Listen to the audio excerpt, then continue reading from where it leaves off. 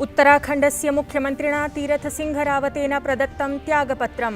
भाजपा-विधायकदलस्य उपवेशने नवनेतुः चयनम् अद्य। केन्द्रीयकृषिमन्त्री नरेन्द्रसिंहतोमरः पर्यवेक्षकरूपत्वेन उपवेशने करिष्यति सहभागिताम्। दालिसन्निभानाम् आवश्यकवस्तूनां मूल्यं नियन्त्रयितुं निरन्तरप्रयासाः। विक्रेतृभ्यः मिलमालिकेभ्यः आयातकेभ्यः दालीनां संरक्षणसीमायाः प्रवर्तनसम्बद्धः एकः ऐतिहासिकः आदेशः। प्रशासनद्वारा अस्मिन् दिशि कृतैः निरन्तरप्रयासैः कतिपयदालीनां मूल्ये उपचितिः।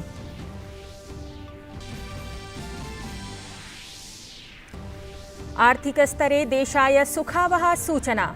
संक्रमणप्रसारेऽपि अर्थव्यवस्था पुनः तीव्रा। देशेन निर्मितं निर्याते बृहत्तमम् अधिमानम्। प्रथमे मासत्रये $95 बिलियन् मुद्रायाः निर्यातम्।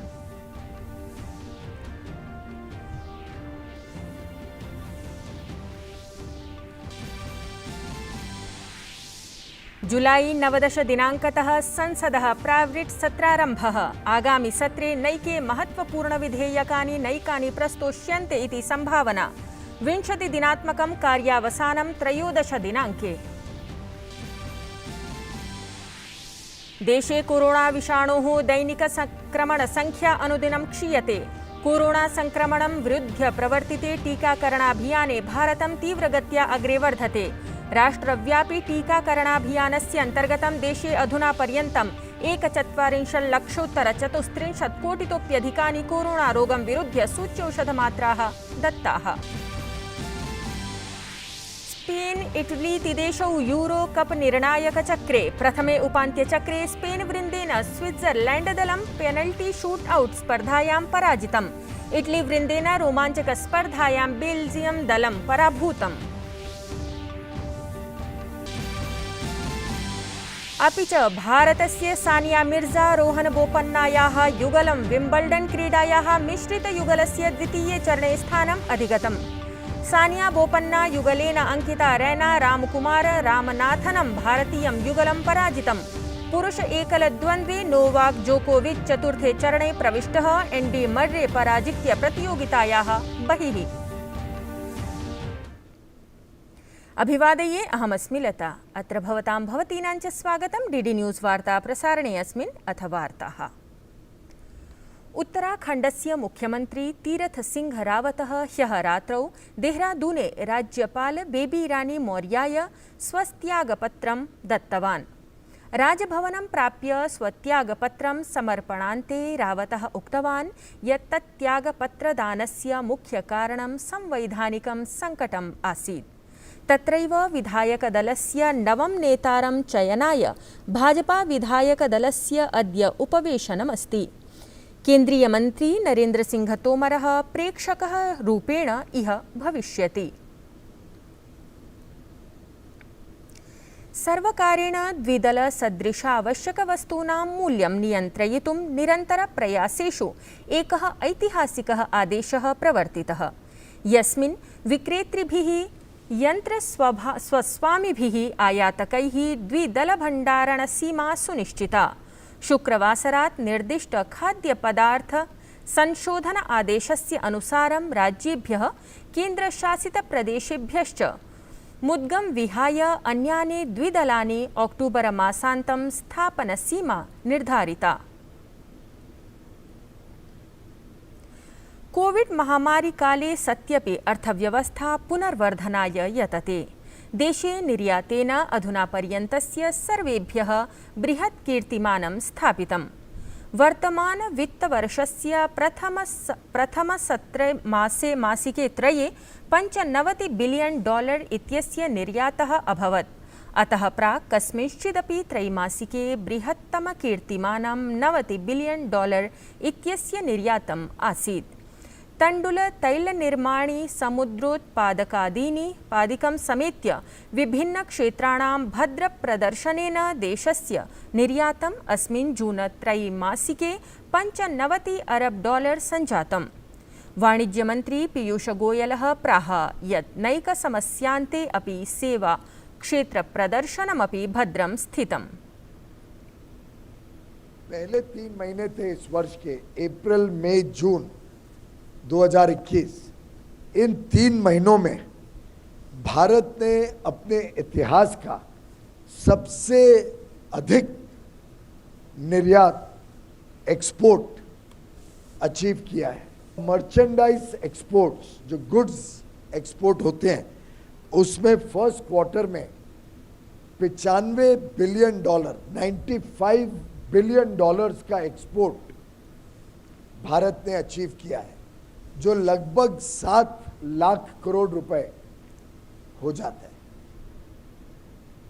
वित्तमन्त्री निर्मला सीतारमणः समाश्वासयत् यत् कोविड महामार्याः काले वृत्तिविहीनं गतेभ्यः जनेभ्यः केन्द्रप्रशासनं तेषां पीएफ इति भविष्यनिधेः रक्षितस्य धनस्य शीघ्रमेव प्रदानाय सहायतां करिष्यति। Organizations which have people who are employed with 15,000 rupees per month salary or lesser, if that organization is registered in the EPFO, they can be taken back till this year June. First it was March, then we extended to June. That now, in the 3 days ago announcement, I have extended till 2022 March 31st. What does that mean? You threw out somebody, you can now take him back. His 12.5% contribution as an employee, we will pay. If your organization is small, we pay both the employer's contribution and the employee's contribution also, which is 24%. Government of India will pay for them. And therefore, that has shown some progress. Now we will definitely be pushing forward with it so that more people can benefit from it.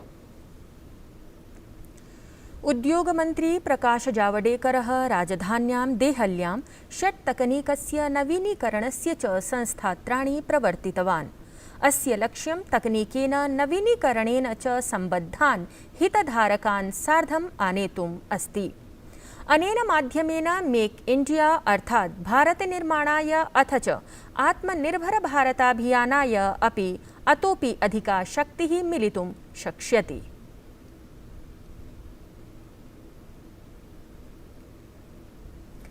Corona संक्रमणं विरुध्य प्रवर्तिते टीकाकरणाभियाने भारतं तीव्रगत्या अग्रे वर्धते। केन्द्रीय स्वास्थ्य परिवार कल्याण मन्त्रालयानुसारं राष्ट्रव्यापी टीकाकरणाभियानस्य अन्तर्गतं देशे अधुना पर्यन्तं 41 लक्षोत्तर 34 कोटितोप्यधिकानि कोरोना रोगं विरुध्य सूच्यौषधमात्राः दत्ताः। तत्रैव 18तः 44 आयुषो वर्गस्य 20 लक्षाधिकैः लाभार्थिभिः शुक्रवासरे अस्य प्रथमा मात्रा गृहीता। भारते कोविड-19 रोगं विरुध्य संघर्षं दृढयितुं विश्वस्य बृहत्तम सूच्यौषधीकरणाभियानं प्रचलद् अस्ति।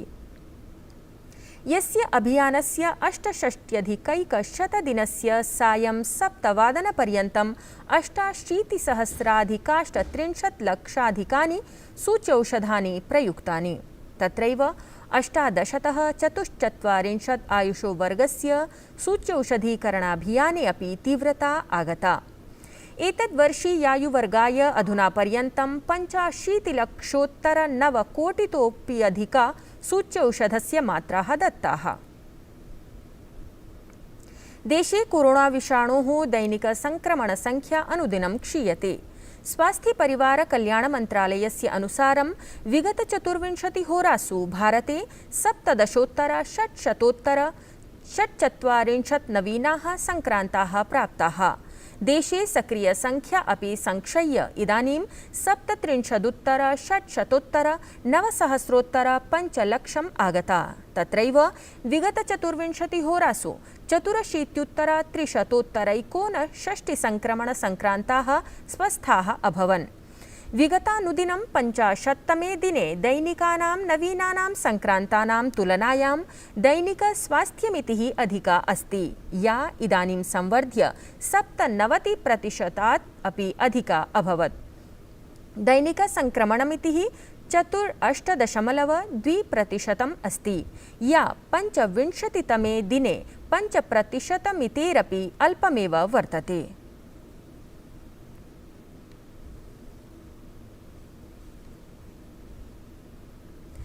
सम्पूर्णेऽपि विश्वे 38,00,000-अधिकाष्टादशकोटितः अपि अधिकानि कोरोना संक्रमणस्य प्रकरणानि संवृत्तानि, अपि च भूयोऽपि 9,70,000-9,39,00,000 संक्रमणपीडिताः जनाः मृत्युम् उपगताः। यद्यपि उपचारानन्तरं 20,00,000-16,00,000-कोट्यधिकाः जनाः स्वस्थाः अभूवन्। अवधेयं यत् अमेरिका कोरोनातः सर्वाधिकदुष्प्रभावितेषु देशेषु प्रथमः वर्तते।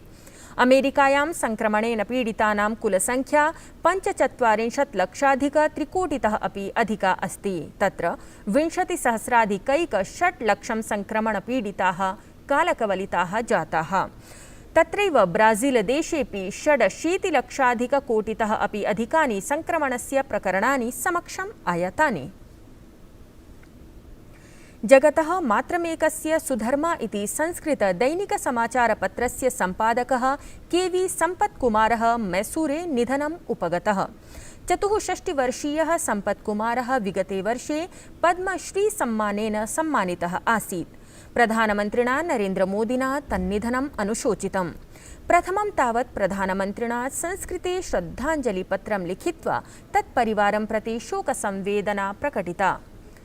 तेन लिखितं यत् श्रीमतः के.वी. सम्पत्कुमारमहोदयस्य निधनस्य विषये ज्ञात्वा अत्यन्तं दुःखम् अनुभूतवान्। एतस्मिन् कठिनसमये मम संवेदनाः कुटुम्बेन सह सन्ति। सरलस्य स्नेहशीलस्य च व्यक्तित्वस्य धनिनः श्रीमतः के.वी. सम्पत्कुमारमहोदयस्य जीवनं संस्कृतभाषायाः प्रचारप्रसारयोः कृते समर्पितम् आसीत्। संस्कृतं सर्वजनान् प्रति प्रापयितुं तस्य समर्पणं प्रेरणादायी आसीत्। संस्कृतवार्तापत्रिकायाः सुधर्मायाः नियतं प्रकाशनं तस्य संस्कृतभाषाविषयकस्य असीमस्नेहस्य साक्षी अस्ति। संस्कृतस्य लोकप्रियतायाः वर्धनाय तथा च विशेषतः एतस्याः भाषायाः युवभिः सह योजनाय तेन कृताः निरन्तराः प्रयासाः सदैव स्मृताः भवेयुः। तस्य देहावसानं संस्कृतजगतः तथा च पत्रकारितायाः काचित् अपूरणीया क्षतिः अस्ति। अद्य श्री के.वी. सम्पत्कुमारः सशरीरम् इह संसारे नास्ति, परन्तु तस्मात् लब्धाः संस्काराः तथा च जीवनमूल्यानि सर्वदा कुटुम्बेन सह तिष्ठेयुः एव। ईश्वरे प्रार्थनां करोमि यत् सः दिवङ्गताय आत्मने सद्गतिं दद्यात्। शोकसन्तप्तेभ्यः प्रशंसकेभ्यश्च एतद् दुःखसहनाय धैर्यं बलं च प्रदद्यात् इति।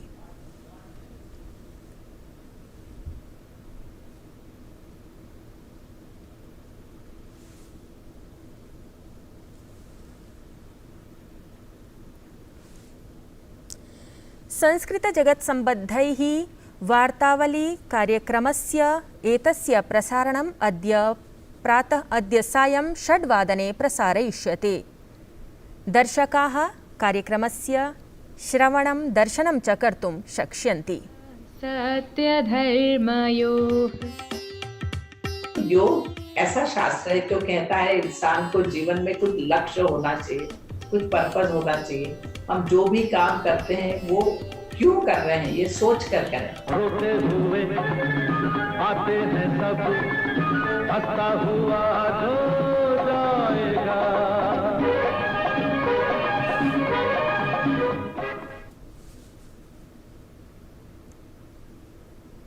वार्तासंस्करणमेतत् सम्पद्यते अधुना। अभिनववार्ताभिः सह पुनः उपस्थास्यामः। भूयात् तावत् मङ्गलम्।